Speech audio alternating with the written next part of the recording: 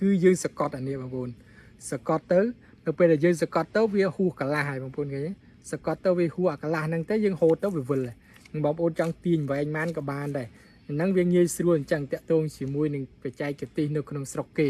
អញ្ចឹងខ្ញុំចែកម្លែកទៅកាន់បងប្អូននេះគឺដើម្បីឲ្យបងប្អូនអភិវឌ្ឍនៅថ្ងៃក្រោយអីត្រូវការអីបងប្អូនអាចធ្វើបែបនេះបានខាងក្រោយខ្ញុំនេះគឺជាដំណាំប៉េងប៉ោះដែលមានប្រវែងរហូតដល់ទៅ7-8ម៉ែត្រអញ្ចឹងថ្ងៃនេះខ្ញុំចែកចម្លែកទៅកាន់បងប្អូនចំណេះដឹងមួយតាក់ទងជាមួយនឹងប៉េងប៉ោះនៅក្នុងប្រទេសកូរ៉េនេះដើម្បីឲ្យវាលូតបាន7-8ម៉ែត្រតែគឺយើងត្រូវធ្វើដូចម្ដេចជាទូទៅវាមានលក្ខណៈខុសៗគ្នាទៅតាមហៅស៊ឺមួយដូចជាកន្លែងខ្ញុំថ្ងៃមុនអញ្ចឹងខ្ញុំបង្ហាញបងប្អូនអំពីរបៀបពុតដែកនៃការធ្វើឲ្យប៉េងប៉ោះនឹងឡើងទ្រើងអញ្ចឹងនៅក្នុងហៅស៊ឺនេះគឺជាហៅស៊ឺស្តង់ដាគេមានរបៀបថ្មីមួយទៀតចែកចម្លែកទៅកាន់បងប្អូនបញ្ជាក់បងប្អូនថាប៉េងប៉ោះនេះគឺជាពូជប៉េងប៉ោះវល់ការពិតឈ្មោះវាមិនមែនពូជប៉េងប៉ោះវល់ទេប៉ុន្តែខ្ញុំវាឃើញលក្ខណៈដូចវល់អញ្ចឹងខ្ញុំក៏ចែកចម្លែកទៅកាន់បងប្អូនថាពូជប៉េងប៉ោះវល់អញ្ចឹងទៅការពិតវាមានឈ្មោះវាផ្សេងទៀតប៉ុន្តែខ្ញុំអត់បានស្រាវជ្រាវតាក់ទងជាមួយនឹងឈ្មោះទេប៉ុន្តែថ្ងៃនេះខ្ញុំអត់និយាយតាក់ទងជាមួយនឹងឈ្មោះទេខ្ញុំចង់ចែកចម្លែកទៅកាន់បងប្អូនអំពីរបៀបនៃការធ្វើឲ្យប៉េងប៉ោះឡើងទ្រើងអញ្ចឹងទៅបងប្អូនមើលក្នុងវីដេអូនេះចុះនេះគឺជាខ្សែដែលយើងត្រូវការរុំ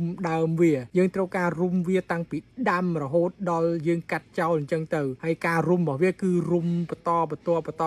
រហូតអញ្ចឹងទៅប្រហែលជាកន្លះខែឬក៏មួយអាទិត្យអីហ្នឹងយើងចាប់ដើមរុំដើមម្ដងហើយដើម្បីកុំឲ្យវាលូតទៅហួសខ្សែវាធ្វើឲ្យដើមហ្នឹងបាក់ពីព្រោះដើមវាទន់ទេអត់រឹងទេបងប្អូនឃើញស្រាប់ហើយនៅក្នុងវីដេអូហ្នឹងដើមវាអញ្ចឹងខ្ញុំចែកម្លែកទៅកាន់បងប្អូននេះគឺជាប្រភេទខ្សែដែលយើងយកមករុំហើយលក្ខណៈដើម្បីងាយស្រួលក្នុងការរុំតើយើងធ្វើដូចម្ដេចងាយស្រួលក្នុងការទម្លាក់ហើយវាមានរបៀបនៃការធ្វើរបស់គេហើយនេះគឺជាប្រភេទជ័រប្រភេទខ្សែនេះមានប្រវែងវែងមែនទែនប្រហែលជា50ម៉ែត្រហើយចំពោះនៅក្នុងប្រទេសកូរ៉េប្រភេទដែលខ្ញុំបង្ហាញបងប្អូនមានប្រវែងតែ10ម៉ែត្រទេប៉ុន្តែចំពោះមួយដុំនេះមានប្រវែងក៏50ម៉ែត្រអាស្រ័យទៅលើការកំណត់អញ្ចឹងទៅហើយគេពុតបែបនេះដើម្បីងាយស្រួលជ័រនេះវាមានលក្ខណៈបែបនេះបងប្អូនវាមានកន្លះបែបនេះហើយប្រភេទដែកគឺដែកគេពុតក្នុងតម្រងបែបនេះបងប្អូនមើលចោះពីព្រោះវាសំខាន់ខ្ញុំគិតថាវាសំខាន់ថ្ងៃក្រោយខ្មែរយើងនឹងត្រូវការតាក់ទងជាមួយនឹងការពុតដែកបែបនេះនៅពេលដែលយើងធ្វើកន្លះបែបនេះយើងពុតដែកបែបនេះហើយដើម្បីងាយស្រួលក្នុងការទម្លាក់ខ្សែបងប្អូនឃើញនៅពេលដែលយើងពុកជាប់អាលើបែបនេះយើងទាញមិនក៏អត់មកដែរអញ្ចឹងដើម្បីឲ្យទាញខ្សែនឹងមកនៅពេលដែលដើមលូតវែងហើយយើងរុំបន្តទៀតតែយើងត្រូវធ្វើដូចប្រេចហើយនឹងការរៀបចំលក្ខណៈដាំថ្មីបែបនេះបងប្អូនខ្មែរយើងត្រូវតែអភិវឌ្ឍតាក់ទងជាមួយនឹងចំណេះដឹងអស់នេះអញ្ចឹងបងប្អូនមើលទៅវាត្រូវការនៅថ្ងៃក្រោយបងប្អូនគ្រាន់តែនឹកឃើញឬក៏បងប្អូនសេវីដេអូនេះទុកចោះដើម្បីមើលនៅថ្ងៃក្រោយនៅពេលដែលយើងចាំបាច់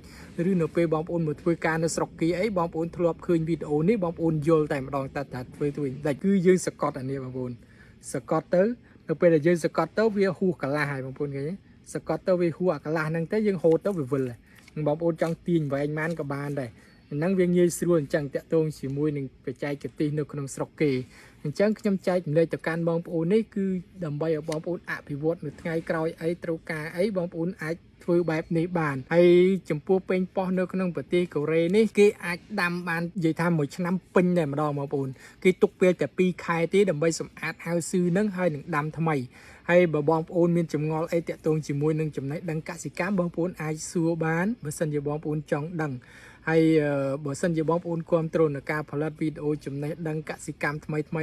បែបនេះបងប្អូនជួយ share វីដេអូម្នាក់មួយទៅដើម្បីឲ្យបងប្អូនដទៃបានទស្សនាផងហើយខ្ញុំធ្វើវីដេអូនេះសម្រាប់ចែកម្លែកទៅកាន់បងប្អូនដែលទើបតែ follow ថ្មីអញ្ចឹងណាបងប្អូនចង់ដឹងវីដេអូថ្មីក្រោយដែលខ្ញុំផុសទៀតបងប្អូន follow page ទៅបងប្អូននឹងទទួលបានវីដេអូថ្មីខ្ញុំនឹងចែកម្លែកបងប្អូននៅក្នុង page នេះនៅថ្ងៃក្រោយទៀតអញ្ចឹងទៅបងប្អូនអរគុណជម្រាបលា